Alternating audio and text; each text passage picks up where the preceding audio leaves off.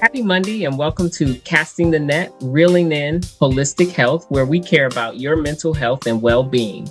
I'm your host, Coach Rice, and I want to make sure that you tune in every Monday at 8 a.m.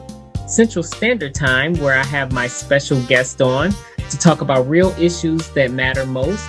I want you to check us out on YouTube, Facebook Live, on Business Facebook page, also on the Be Awesome Network. Stay tuned. I think you're going to really like this next guest. Happy Monday and welcome to Casting the Net, where we care about your mental health and well-being. I am your host, Coach Rice, and with me today I have a special guest. His name is Dr. Jeffrey Bone.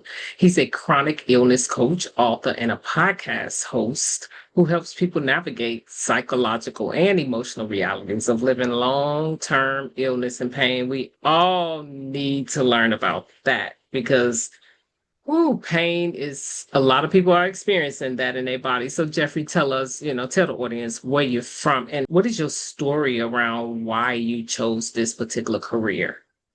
Well, I'm from New York City. That's where I was born. But I've lived in New Jersey, North Carolina, South Carolina, Ohio, and California. And right now, I'm in Orange County, California. That's where I'm located.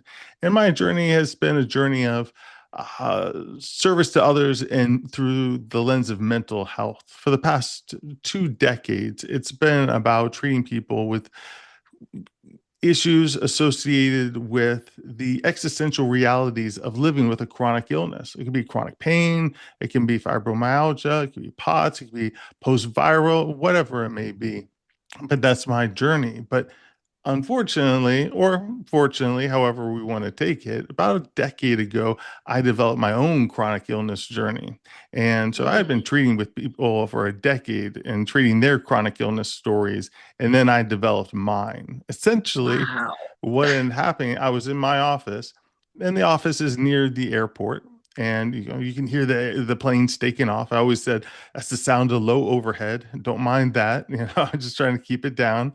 And unfortunately, that there was black mold. There's two different types of neurotoxic mold in the HVAC. The building had been turned over a few Mm, times and in the bankruptcy, and I developed something called chronic inflammatory response syndrome, where my body just flipped out.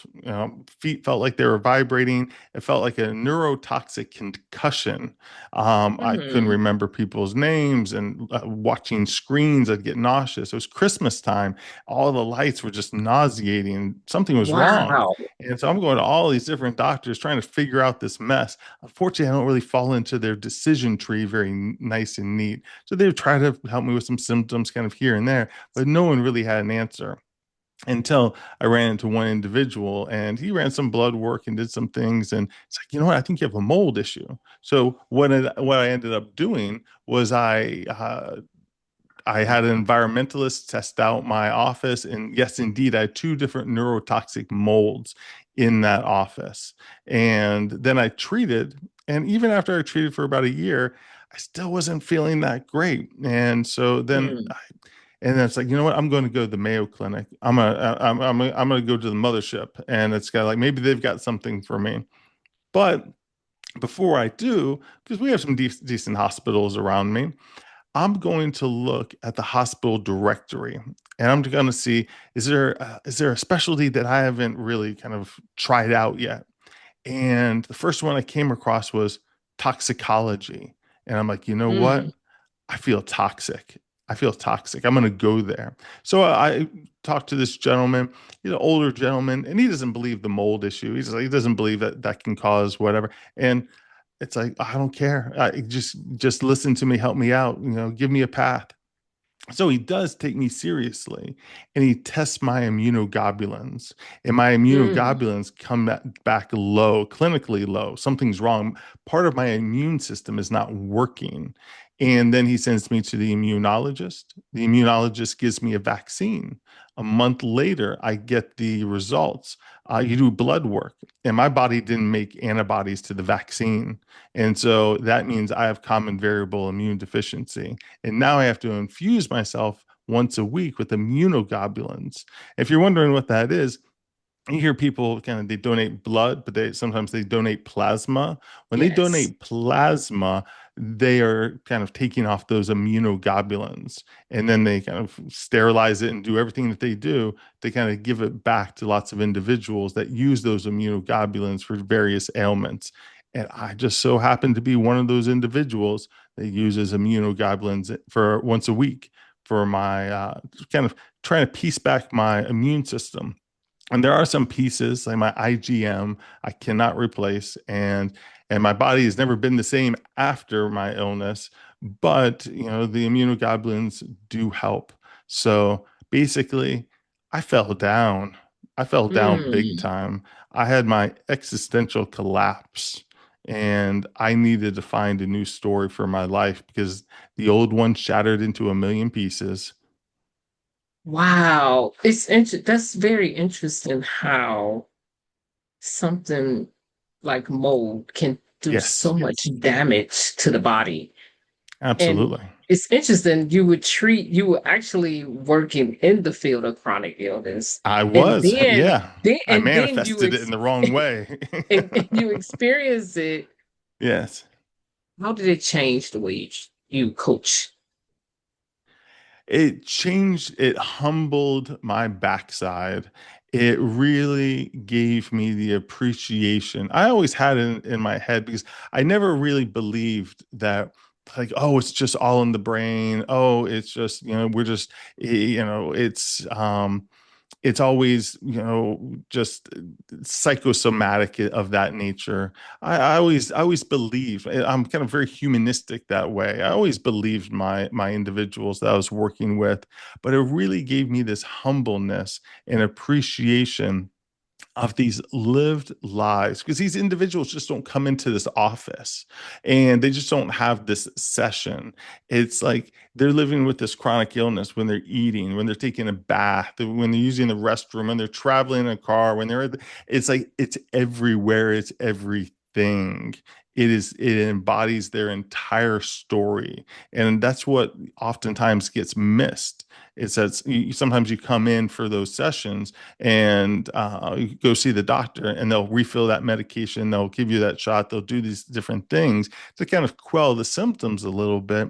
But there's this story, and there's this story that's just completely different, completely foreign. The manual of life, which is already hard enough to figure out, completely got changed on you. And it's scary trying to figure out this unknown future that's unfolding in front of you. So I had tremendous, I don't think I've lacked empathy, but boy, did it up my empathy game in the appreciation of truly what the word chronic means. Can you Because definitely tell the audience what does chronic truly mean?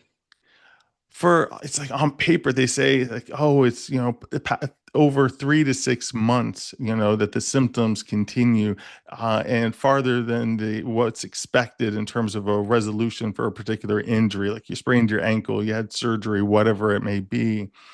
But chronic for me is this new companion, Mm. and it's an invisible companion that I can tell you about, but I can't share it with you. You can't feel my symptoms. I can tell you about it. David Foster Wallace has this quote: "How can I have all of this inside me, but to you it's just words?" And so there's just this unshareable nature in some aspects of this experience, and that chronic becomes the new companion, and I take it wherever I go, and it changes possibilities, it changes kind of future thoughts, dreams, wishes. It really gets into how we perceive our sense of freedom, our sense of free will. It brings into kind of focus a lot of health anxiety, but it's not just health anxiety, but it's death anxiety. It's this the finitude. It feels as though that death is closer in some ways, even when it's not, but because Mm. we're feeling our fragility of the human condition.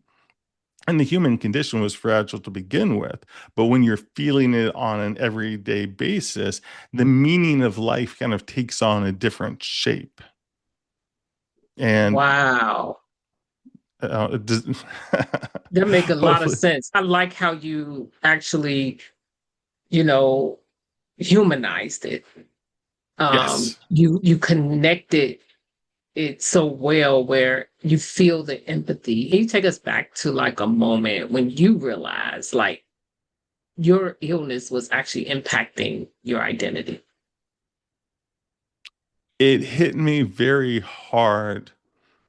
Uh, the breaks, it was kind of like the different breaks, and this is something that only the chronically ill would know, would be the defeats of walking out of so many different doctors' offices. Mm, Because when you're ill, a doctor's appointment, it feels like Christmas.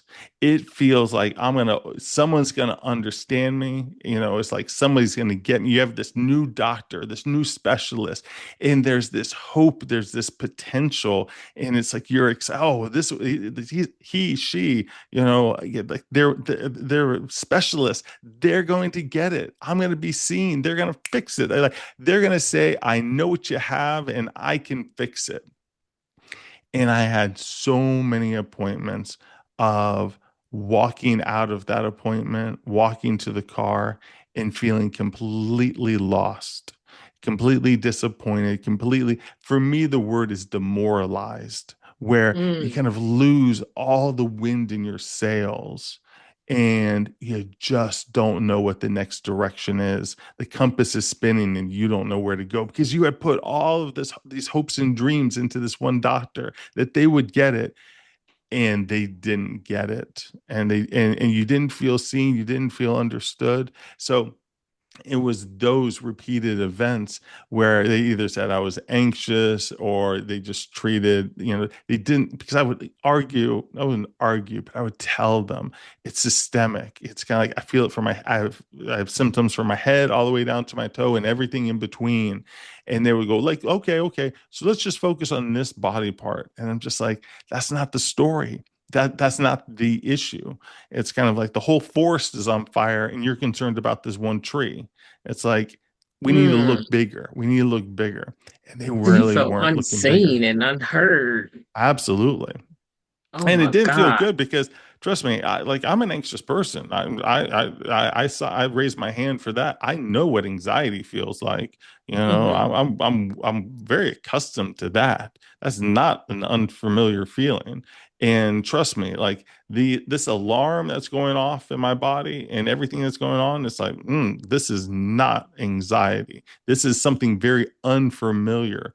And it's so unfamiliar that I give these kind of words and it's this piecemeal, but like the whole story can't even be, described, thoroughly because it's just chaos, pure chaos.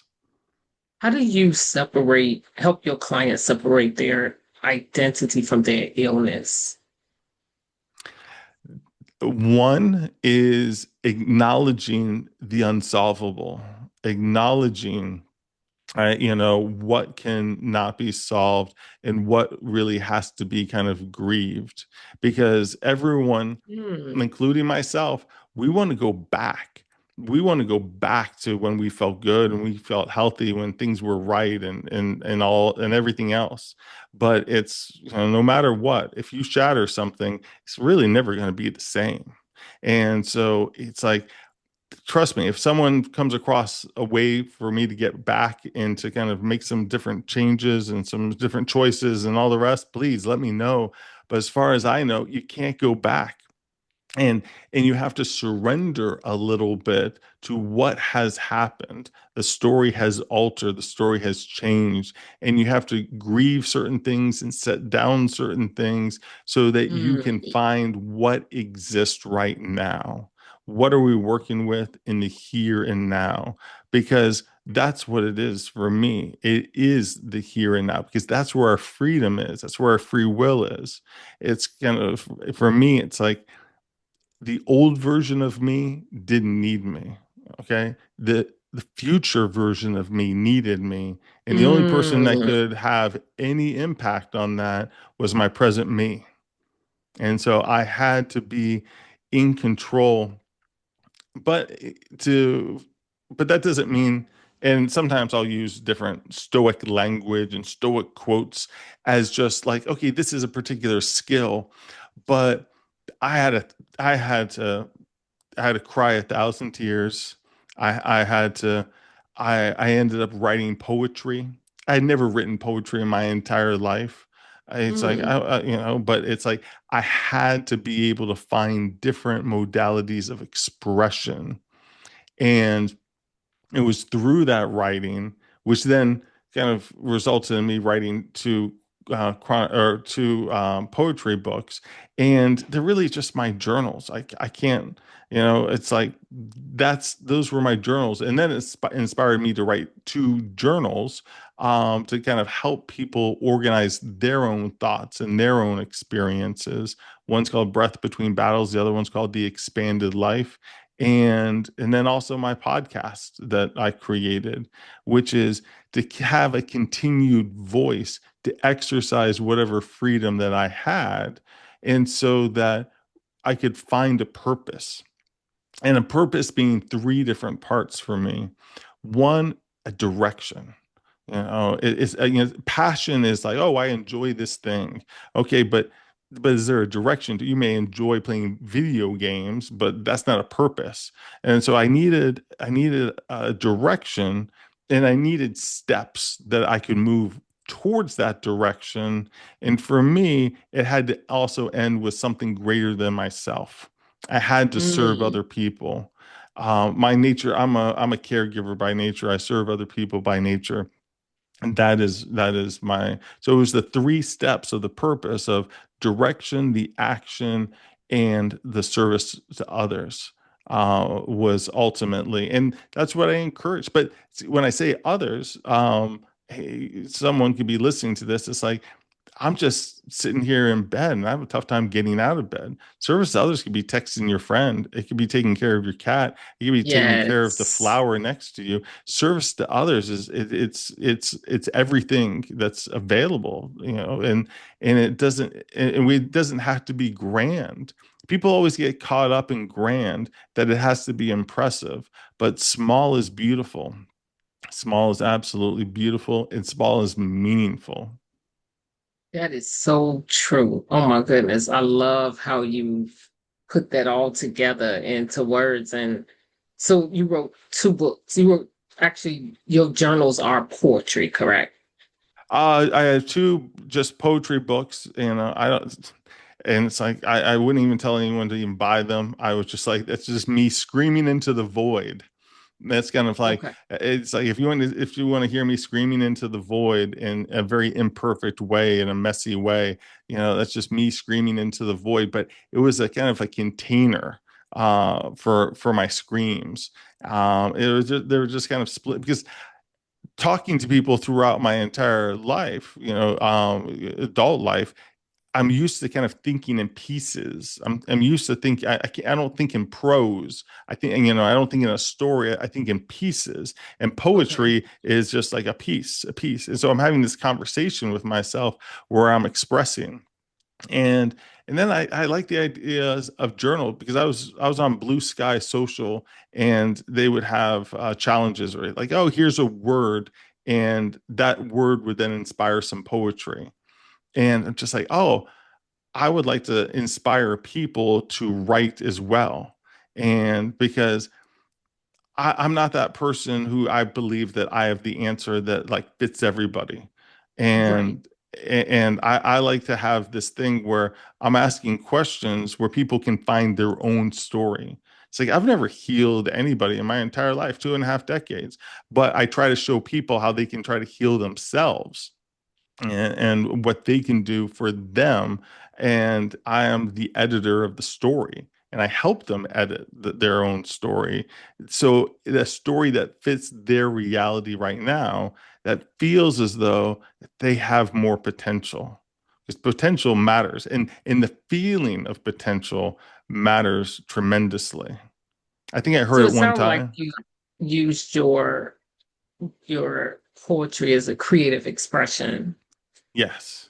And so with that, you did publish those, correct?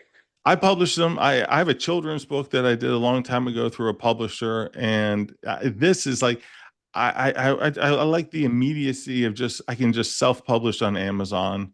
I can just Okay. go like snap a finger and boom, it's there. Trust me, it's like I don't think my sales would pay for a tank of gas nowadays. It's kind of like it wasn't about something to market, something that needed to be. It was just things that I needed to create. My mom liked to do needlepoint. She liked to paint. She wasn't selling all that stuff. She was just creating because she wanted to create. And I described the poetry, the stuff that I did. I even did 3 coloring books because I was just wondering, I wonder if I can do a coloring book. And it was just out of curiosity. And I end up making 3 coloring books. One has to do with, getting IVs because that's, getting IVs and doing infusions and, dealing with an Mm. immune system. One has to do with depression, anxiety, and the other one had to do with living with chronic pain. And it was just things that I understood and things that I related to. But it was this curiosity, but that curiosity is a piece that just allows me to expand a little bit.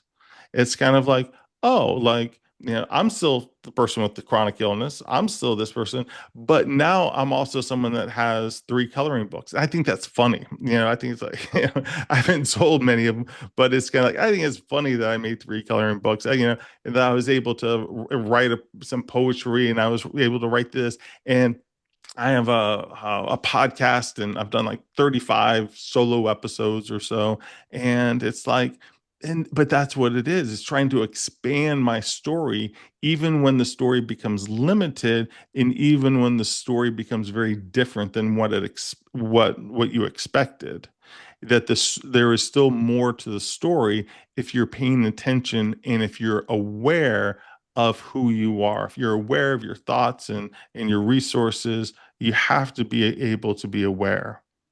Does that make It's interesting. Yeah, it makes a lot of sense. And you lamented through your creative expression into yes. these poetic, books.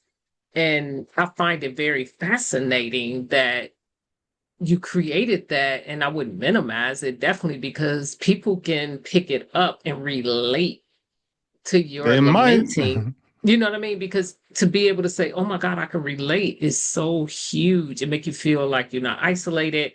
It reminds me of when in the Bible, when David was, if you know the Book of Psalms, he's lamenting a lot, and he's Yes. expressing. It's an expression of how he's relating to God. And you're lamenting in your poetry is an expression of how you relating to this chronic illness, and other Yes. people that have chronic illness can also relate to that as well. I think I find it very fascinating to share that. I would definitely share that on in the comments in the video because I think it's helpful to people look for to be able to relate more than Hmm. anything. Like we have so many books out here, but to really find someone use their creative expression in that way it's a beautiful thing. I find it to be beautiful and I commend you for that because Well, thank you very much. you could have totally shut down, but you moved forward in what I you were had to doing. keep swimming in the existential sea. Hmm. And sea also comes from an old Germanic word for soul. And so it's kind of like I was just and the and the soul matters. And that's one of the things that I'm a big fan of Thomas More. He has a book called Soul Care. One of my favorite books throughout the journey was Dark Nights of the Soul. I would definitely recommend that to anyone who's kind of going through it. And they're not a lot of, it's not a, well, here you go, here are the answers. It's the wisdom of all the people that came from us, came before us, and that they too, were going through these difficult times and they were looking for wisdom. And you talk about the Bible, it's kind of like God uses broken people. Everyone is like imperfect. All the big names in the Bible, they're all imperfect. And they're all Yes. imperfect. So if you're sitting there and going like, "Oh, I'm feeling imperfect," well, it's like, you could read the Bible because it's going to be a story of a whole lot of imperfect people trying to do Yes. things here. That is so true. And so when I picture you doing like chronic, helping people with chronic pain, and you have your background in psychotherapy, you know, they come to you, I'm sure, full of complaints Yes. and their mood. What is their mood like when they sit in your office, and how are they when they leave? Well, it's kind of I'm always a believer of, when it comes to a crayon box, we use all the crayons in the crayon box. We use all of them, and we don't get rid of any of them. So if they are negative, I'd say, hey, we're not. And they're like, I need to get rid of these negative thoughts. I'm like, no, you don't. You don't need to get rid of these negative thoughts. They get to stay. They're a part of you. You need to listen to what these negative thoughts. We need to learn from these negative thoughts, but we also need to give them a place, and we need to give them companions of all these other thoughts as well, and that we aren't just stuck in that place of negativity. Something did happen, and that you're allowed to be human. You're allowed to be sad. You're allowed to grieve. You're allowed to be demoralized.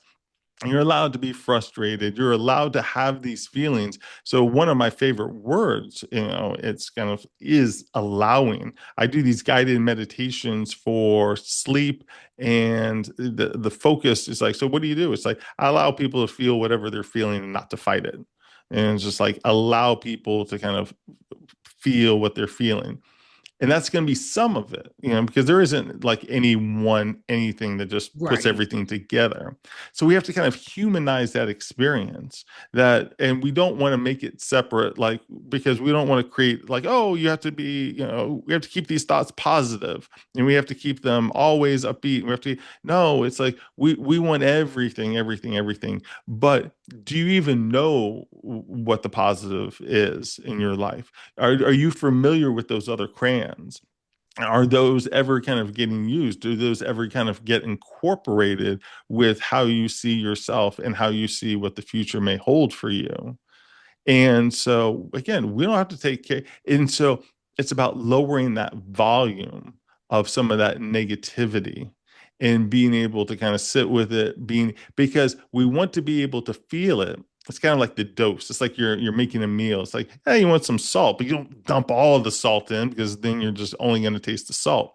So we want to sit with it, but we don't want to ruminate about it. The Mm, rumination is just the practice of misery, and you're just chasing yes. your own tail. And so we don't want rumination, but we do want expression. We do want you to, it could be structured worrying, as an example. It's kind of like, I want you to sit with this, but I need you to say that there's a time and place for this, and you can go to it every single day, but you don't want it to dominate everything, because then you will only see life through that lens. You won't see life through any other lenses. And so that you'll feel as though that there are no other options or possibilities for your life, if you're only seeing it through that negative thought, through the unfairness, the unjustness. And yes, it's absolutely unfair, unjust, and it can just suck, to have a chronic illness. We're not trying to pretend that it's, that everything is just this Right. magical kind of gift.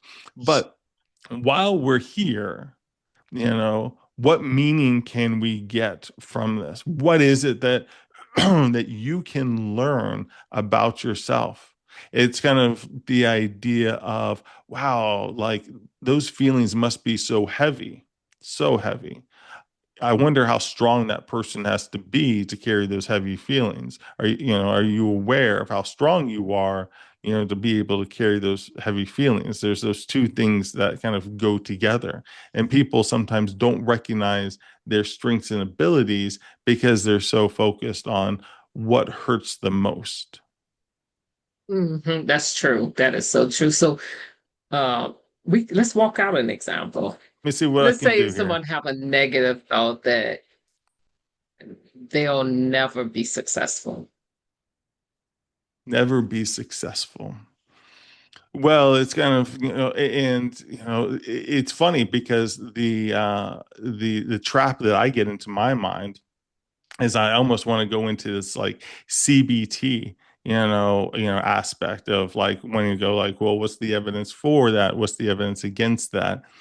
But it's like I would kind of go in that direction, but I would go in that direction into much more of this conversation, and not necessarily what they would call like the thought record that they would use. And I don't try to kind of quantify things like how much do you believe that from 1 to 10, and how much what thought distortion that is.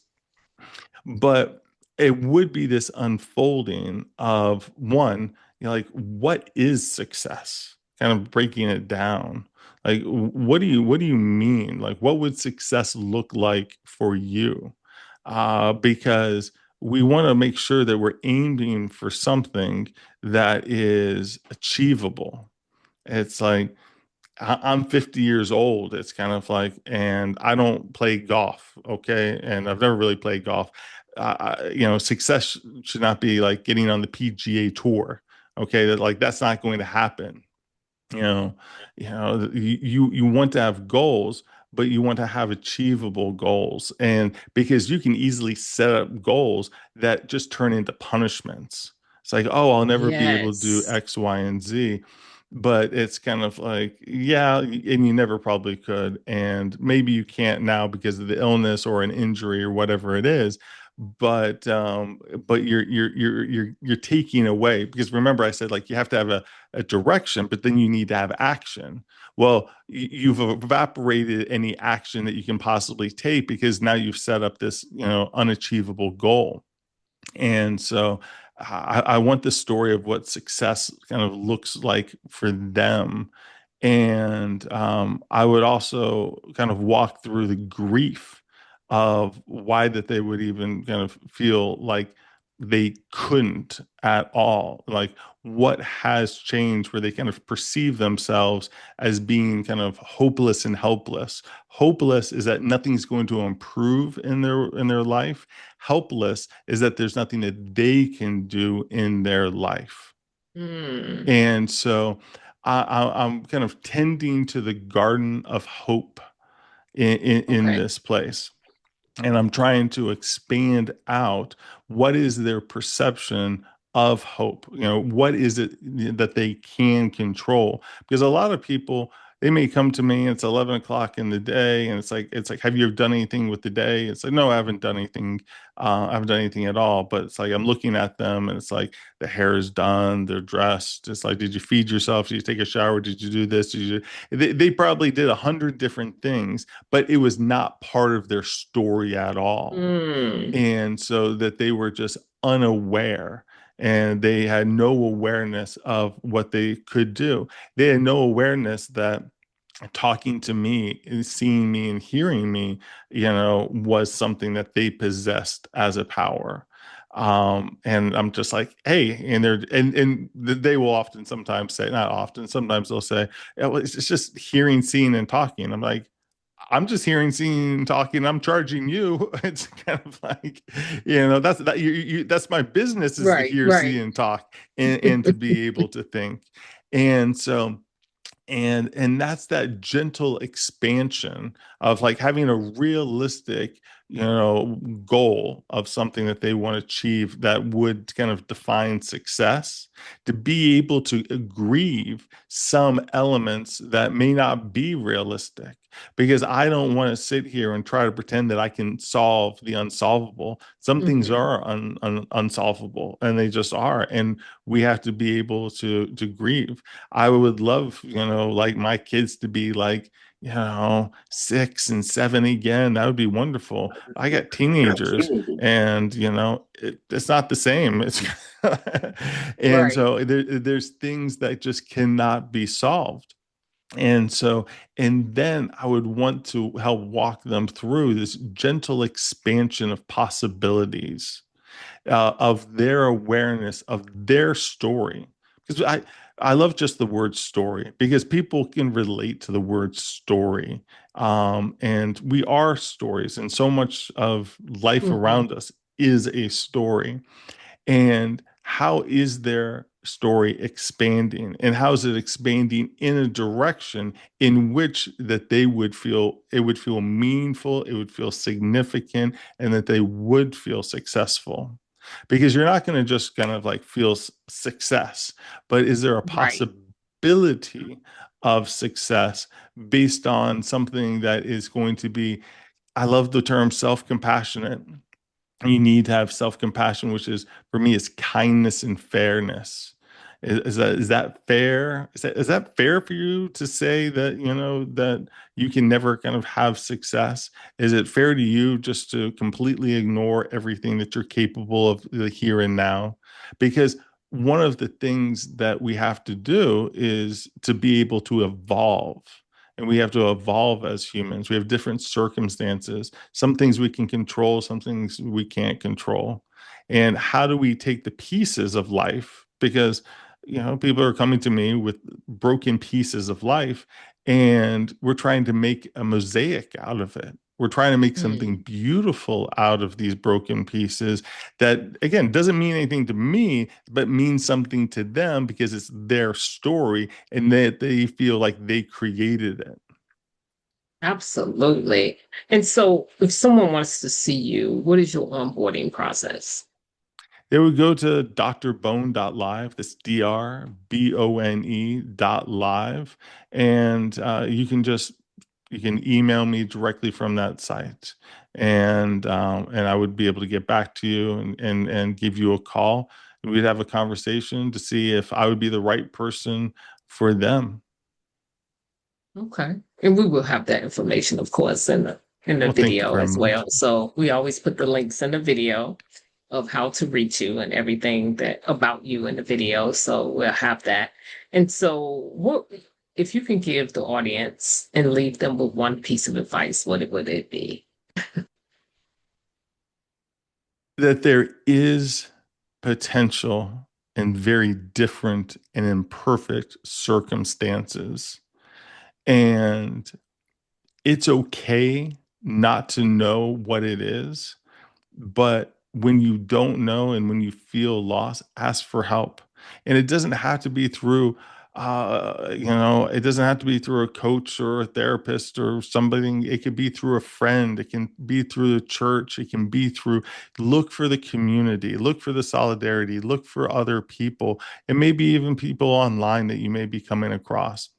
And now, obviously, there's certain people that are more familiar, such as the coaches, and we're familiar with that process.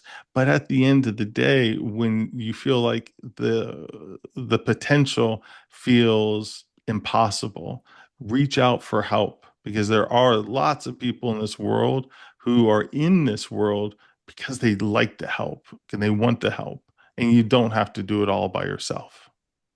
That is so true. Thank you so much, Dr. Jeffrey Bone. I Well, thank enjoyed you. our conversation.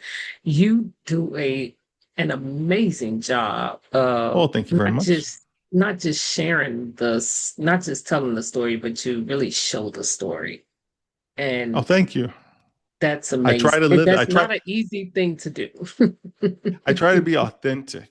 It's the authenticity. I could tell. I could tell. It's there's nothing to do with education or degrees or anything like that. Mhm. It's just, are you comfortable just being, yourself? It's the wisdom. It's the wisdom of life. And you could tell because you showed that in as you telling the story, you showing almost where you are and where you've been, and I love it. I can actually feel the compassion and the purpose in your life. So thank you Well, so thank you much for very much. sharing all that you share with us today. And to the audience, we just truly love sharing information. We love sharing interviews so you can get a chance to see who's out there doing what. And reach out to Dr. Jeffrey Bone if you have chronic illness and you really want someone that can relate and feel seen and heard. Please reach out to him. I will have his information in the comment section. Share it, comment, and subscribe. We always have amazing people on. So until then, have a fantastic Monday. It's your time to shine, your journey to chart. With Coach Rice wisdom will heal every heart. So join us now. Let's make life suffice. Welcome to Mondays with Coach Rice.